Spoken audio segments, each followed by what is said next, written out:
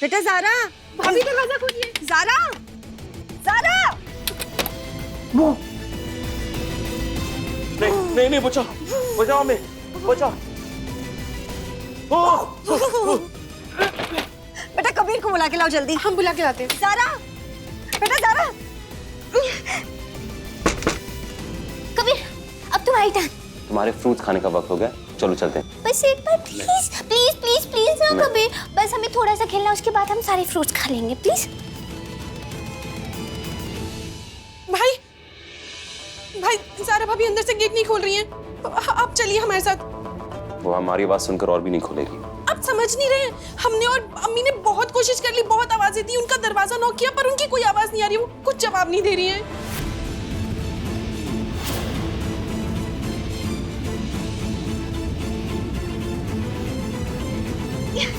ज़ारा! आज कबीर दरवाजा नहीं खोल रही है ज़ारा बेटा। ज़ारा दरवाजा खोलो। भाई दरवाजा तोड़ दीजिए। बेटा, या अल्लाह। ज़ारा!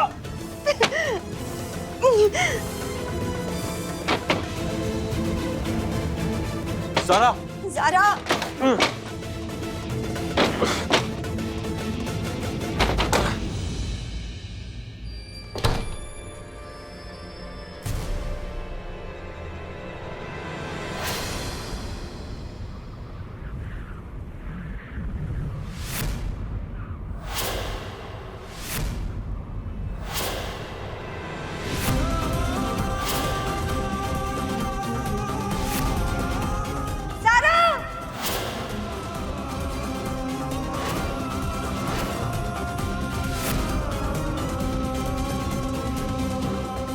भाभी उठिए, भाभी अपनी आंखें खोलिए। भाभी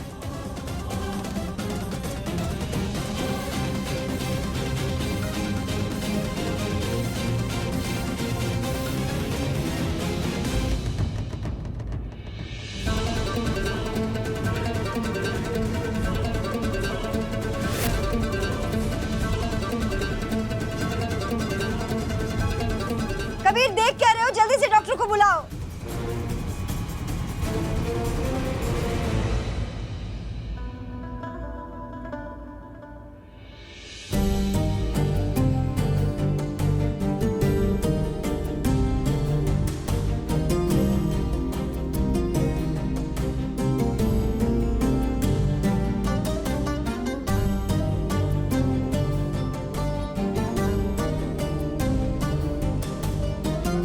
जनाब घबराइए नहीं, इन्होंने किसी बात का कुछ ज्यादा ही टेंशन ले लिया था। दवाई लिख दी है, प्लीज गिवन टाइम। पर डॉक्टर साहब, घबराने वाली कोई बात तो नहीं है। ज़ारा ठीक तो है ना? नहीं नहीं, इन्होंने दरअसल टेंशन ज्यादा ले ली थी, जिसकी वजह से ये सब हुआ। दवाइयों से ये बिल्कुल ठीक हो जाएंगी।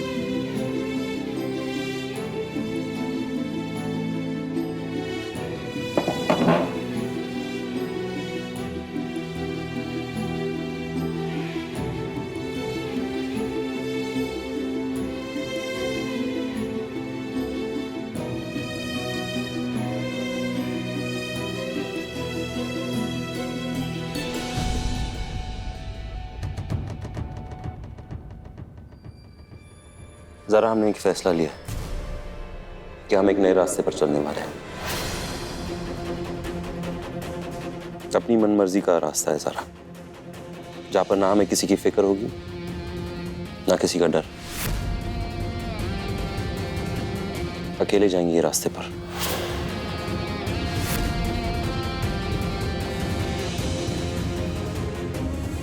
और ये जो रास्ता है हम उसे अपनी सोच से बनाएंगे। और यहाँ हमें ना किसी की सलाह की जरूरत होगी और ना किसी की मदद, कुछ नहीं, सिर्फ हम होंगे। और तुम सोच रही होगी कि हम कितने खुदगर्ज हैं ना, तुम ऐसी हालत में और हम बस अपनी बातें कर रहे, मगर हम हैं खुदगर्ज सारा। क्योंकि हमें ये सोचना ही नहीं है कि कौन क्या सोच रहा है, कौन क्या कहेगा। हमारे लिए ये सारी चीजों के मायने हैं नहीं। मायने हैं तो सिर्फ हम अपनी जिंदगी किस तरीके से जिएंगे और कुछ नहीं। क्या वो रास्ता तुम्हारी खुशियों की मंजिल का रास्ता है? पता नहीं कि हमें इस रास्ते पर खुशी मिलेगी या नहीं, सुकून जरूर मिलेगा सारा।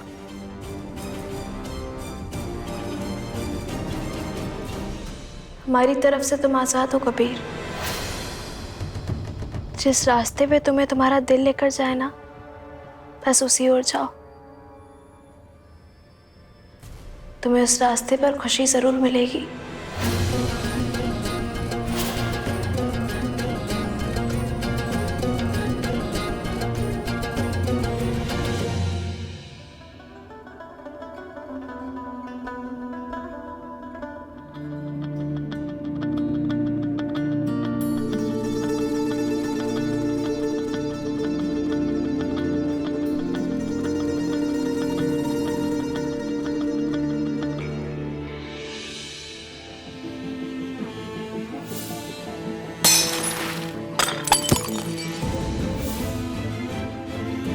अपना बिखरा हुआ कमरा तो हम ठीक कर लेंगे, लेकिन क्या अपनी बिखरी हुई जिंदगी समेट पाएंगे हम?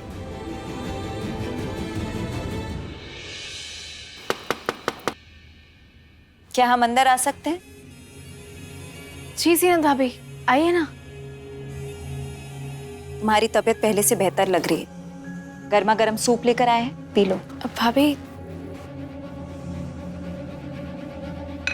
लो। शुक्रिया। वैसे जो कुछ भी हुआ वो नहीं होना चाहिए था। बस अल्लाह करे आज की रात उस रात जैसी ना हो। भाभी पता नहीं हमें क्या हो गया था, हमने अपना सारा गुस्सा कमरे के सामान पर निकाल दिया। अरे नहीं नहीं ज़ारा, हम तुम्हारे कमरे की बात नहीं कर रहे, हम तो रुखसार के कमरे की बात कर रहे हैं, जहां कबीर रात भर रहा। अब तुम्हें क्या बताएं, रुखसार ने कैसे मासूमियत से नाश्ते की टेबल पे हर घर वाले को ये कह दिया कि कैसे कबीर उसके साथ था। उसने अपने हाथों से उसे सुलाया, कैसे वो दोनों एक रात एक साथ एक ही कमरे में थे। सच पूछो तो जब रुखसार ये सब बता रही थी ना, तो हम तो शर्म से पानी पानी हो गए। हमसे तो कुछ कहा ही नहीं गया। मगर रुखसार ने गलत भी तो नहीं कहा ना, सच बोला।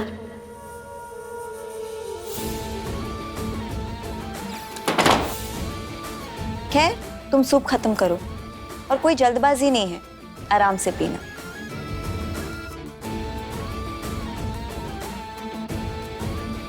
वैसे ज़ारा, हमारी बहन तो बच्ची है, मगर तुम अपने शौहर को संभाल लो कि वो उसके साथ बच्चा ना बने।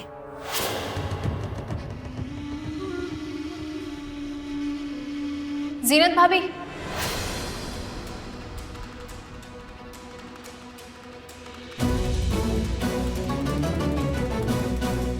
जीनत भाभी, दो बातें हैं। पहली बात तो रुखसार बच्ची है, अगर कबीर उसे सुलाने के लिए उसके कमरे में रुक भी गए तो आपको आकर हमें इस तरीके से नहीं बताना चाहिए था।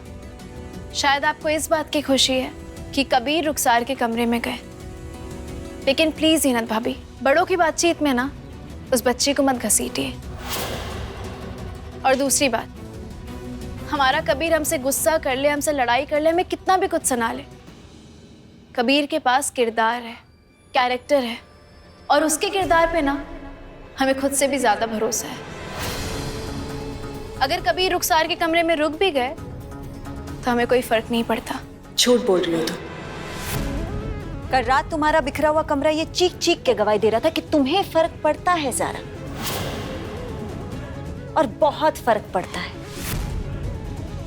अगर तुम्हें कबीर पे जरा सा भी भरोसा होता ना तो अपना गुस्सा इस कमरे की चीजें तोड़ कर नहीं निकालती और ना ही इस तरह बीमार पड़ती। इसलिए तुम्हें फर्क पड़ता है। सीनत भाभी, हमें गुस्सा इसलिए नहीं आया कि कबीर रुखसार के कमरे में रुके। हमें गुस्सा इसलिए आया क्योंकि हमारे और कबीर की लड़ाई के बीच में वो रुखसार आ गई, जो एक बच्ची है जिसे किसी बात की समझ नहीं है। जीनत,